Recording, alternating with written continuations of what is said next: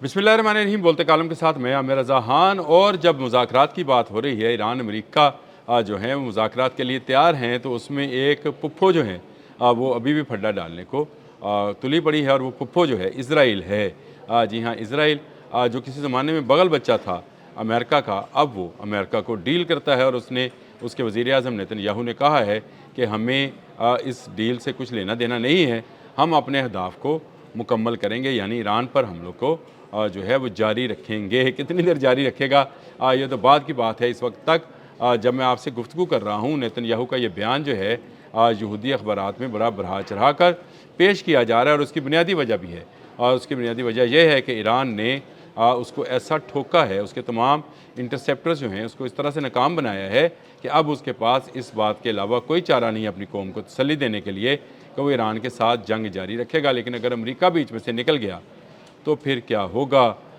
ये नेतन्याहू ने नहीं सोचा। आज जेरूसलम पोस्ट की जो सुर्खी है वो है, Israel will protect it's interest if US Iran engage in peace talks, Netanyahu says. और नेतन्याहू ये क्यों ना कहे कि वो जो है हमले अपने जारी रखेगा और उसके मफादात जो हैं। जब ये जंग शुरू हुई थी यानी 28 फरवरी को, तो ये पहला हमला इसराइल ने किया था ईरान के ऊपर, और इस तरह अमेरिका इस जंग में दाखिल हुआ था। नेटो ममालिक इस जंग में क्यों दाखिल नहीं हुए, और उसकी बुनियादी वजह भी इसराइल का पहले हमला करना था। और मिडल ईस्ट के ममालिक जो हैं वो भी बराह रास्त इस जंग में मुलव्वस क्यों ना हुए, उसकी बड़ी वजह भी इसराइल है। यानी इसराइल ने वो चाल चली जिससे अमेरिका अकेला हो गया, यूरोपियन यूनियन पीछे हट गई, उसके अपने इत्तेहादी जापान और साउथ कोरिया पीछे हट गए, उसकी बनाई हुई तंजीम नेटो ने इस जंग में शामिल होने से इनकार कर दिया। जीसीसी यानी मिडल ईस्ट के वो तमाम ममालिक जिनके पास अमरीकी फ़ौजी अड्डे हैं, उन्होंने भी बराह रास्त इस जंग में ईरान के मुखालफत लेने से इनकार कर दिया। तो यूँ इसराइल और अमेरिका अमलन अकेले रह गए। बरतानिया ने बहुत बाद में शमूलियत पर आमादगी इजहार की, लेकिन उस वक्त तक नुकसान जो था वो पहुँच चुका था, और रोज़ाना का $2 अरब जो है नुकसान जो है वो अमेरिका बर्दाश्त कर रहा था। 200 खरब जो है अब तक उसके इस जंग में जा चुके हैं, जिसका पेंटागन ने मुतालबा भी किया है। नेतन्याहू और अमेरिका की अलग अलग जो थी वो मफादात थे, वो क्या थे, ये बताने के लिए मैंने आज के इस बोलते कालम का जो उन्वान है ये रखा है। देखें, अमेरिका ये चाहता था कि वेनेज़ुएला के तेल पर कब्ज़ा करने के बाद वो वेनेज़ुएला के तेल को चीन के हाथों जो है जाने से रोके, और उसके बाद ईरान के तेल पर कब्ज़ा करे, यानी आबने हरमुज़ पर कब्ज़ा करे।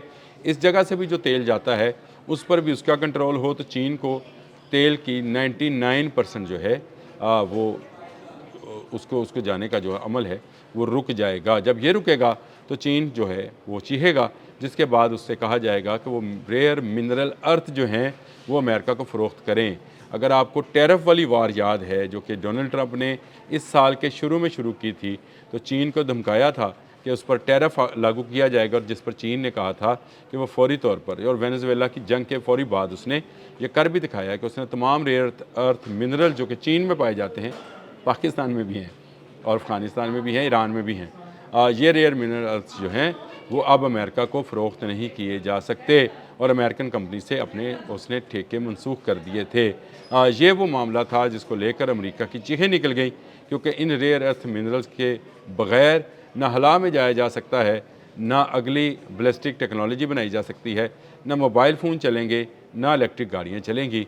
ये रेयर अर्थ मिनरल्स इतने कीमती हैं कि दुनिया का निज़ाम रुक सकता है, और चीन इस पर 70% कंट्रोल रखता है।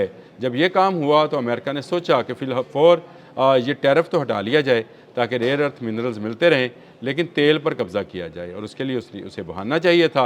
ये बहाना उसने रजीम चेंज के नाम पर, फसादात के नाम पर, मुजाहिरीन के नाम पर घरा, और वो ईरान की तरफ रवाना हो गया। इसराइल अपना स्कोर सेट करना चाहता था। इसराइल को हमेशा से ये खौफ रहा है कि अगर वो मस्जिद अक्सा या मुसलमानों को फ़लस्तीन के अंदर तंग करने की कोशिश करेगा, और जो उसका अल्टीमेट हदफ है वो थर्ड टेंपल की तमीर है। ये थर्ड टेंपल क्या है, ये भी एक लंबी दास्तान है, लेकिन चलें मुख्तसरन ये कि ये उनकी किताबों में है कि जब थर्ड टेंपल तमीर होगा, 2 टेंपल जो पहले बने थे हज़रत सुलेमान ने बनाए, और उसके बाद डायस्पोरा के बाद जो बने थे वो दोनों गिरा दिए गए, फिर नया डायस्पोरा शुरू हुआ, यानी इनका انخلا شروع ہوا اسرائیل سے، اور پھر جب یہ فلسطین میں واپس آئے تو وہاں پر مسجد اقصیٰ بن چکی تھی۔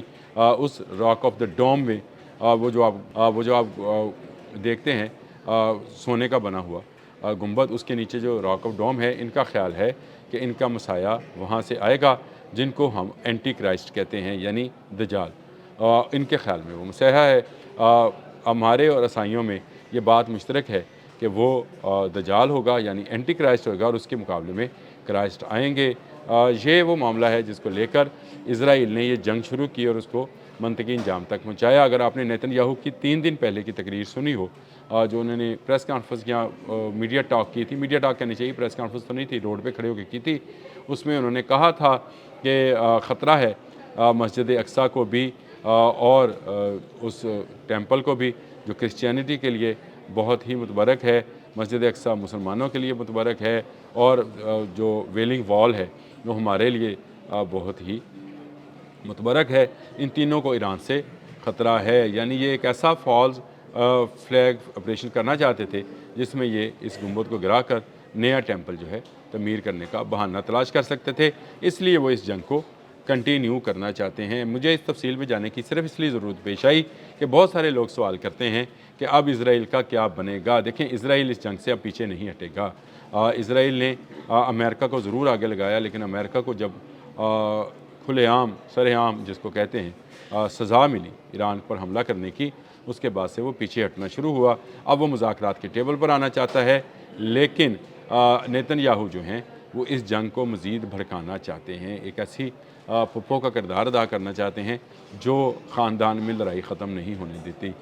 ڈونلڈ ٹرمپ جو ہیں وہ پیچھے ہٹ بھی گئے تو نیتن یاہو اب پیچھے ہٹنے والے نہیں ہیں، اور یہ انہوں نے صاف بیانیے میں کہا ہے۔ ہاں، اینڈ پہ ایک لائن ضرور موجود ہے کہ اگر کسی نتیجے پر یہ مذاکرات پہنچے تو پھر سوچا جائے گا کہ اس جنگ کو بند کیا جائے یا نہ کیا جائے، یعنی ابھی تک وہ حملے جو ہیں وہ جاری رکھے ہوئے ہیں نیتن یاہو، جس کا صہیونیت بھرا دماغ جو ہے وہ آج بھی مسلمانوں کو ختم کرنے کے در پہ ہے، اور وہ یہ سمجھتے ہیں کہ مسلمان ان کے دشمن ہیں، جن کو وہ انسان بھی، مسلمانوں اور عیسائیوں کو یہ انسان بھی نہیں سمجھتے ہیں۔ یہ ابھی آپ کے لیے شاید نئی بات ہوگی، لیکن یہ جینٹائلز ان کو بولتے ہیں، یعنی وہ جانور جو انسان نما ہیں۔ انسان وہ صرف بنی اسرائیل والوں کو سمجھتے ہیں، لیکن بہت جلد ان کو کہتے ہیں کہ بندے کا پتر جو ہے ایران نے بنانا ہے، اور بنا بھی رہا ہے۔ ایران نے ان کی فضاؤں پر اس وقت اپنے میزائل کے ساتھ قبضہ کیا ہوا ہے۔ رات بھی اس نے اپنے جو ہے بیلسٹک میزائلز ہیں اور اپنے جو ہے میزائلز کے ساتھ ان کے بہت سارے شہروں پر حملہ کیا ہے، اور یہ حملہ جو ہے جاری رہے گا اس وقت تک جب تک اسرائیل جو ہے ان مذاکرات کی ٹیبل پر، جس طرح سے امریکہ آیا ہے، نہیں آتا ہے۔ دنیا میں اس وقت ایک افراتفری آئل کو یعنی توانائی کو لے کر ہو رہی ہے، لیکن نیتن یاہو کو اپنی جنگ کی پڑی ہے، اور جنگ کیوں اس نے کنٹینیو رکھنے کا اعلان کیا ہے، یہ وہ سوال ہے جو میں آپ کے لیے چھوڑے جا رہا ہوں کہ یہ اصل جنگ ایران پر قبضے کی نہیں ہے۔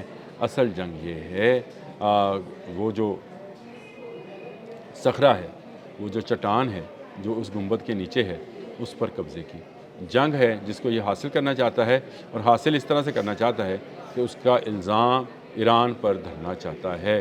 ایران کبھی بھی اس پر حملہ آور نہیں ہوگا، ایران کبھی مسلمانوں کے کسی مقدس مقام پر حملہ آور نہیں ہوگا، اور ایران نے یہ ثابت بھی کیا ہے۔ آپ یہ دیکھیں، رام کو میں حملہ ہوا تو ایران نے نہیں کیا تھا، ترکی پر میزائل گرے تو ایران نے نہیں گرائے تھے، ڈیگو گارشیا پر میزائل گیا، ایران نے انکار کیا کہ ہمارا میزائل نہیں ہے۔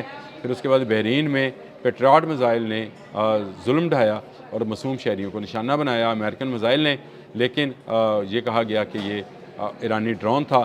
ایرانی ڈرون نہیں ثابت ہوا۔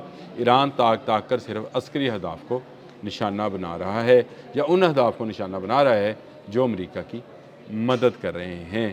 نیتن یاہو کی جو یہ پالیسی ہے، یہ اس کے لیے مزید نقصان دہ ہوگی، کیونکہ مسلمان کبھی بیت المقدس سے پیچھے نہیں ہٹیں گے، اور ایران پر یہ الزام لگانا جو ہے غلط ہے کہ وہ بیت المقدس پر حملہ کرنا چاہتا ہے۔ نیتن یاہو نے جان بوجھ کر یہ پھل جری چھوڑی، اور اب جب مذاکرات کی ٹیبل پر آنا چاہتے ہیں دونوں ملک، تو اب وہ کہتا ہے کہ میں جنگ بند نہیں کروں گا۔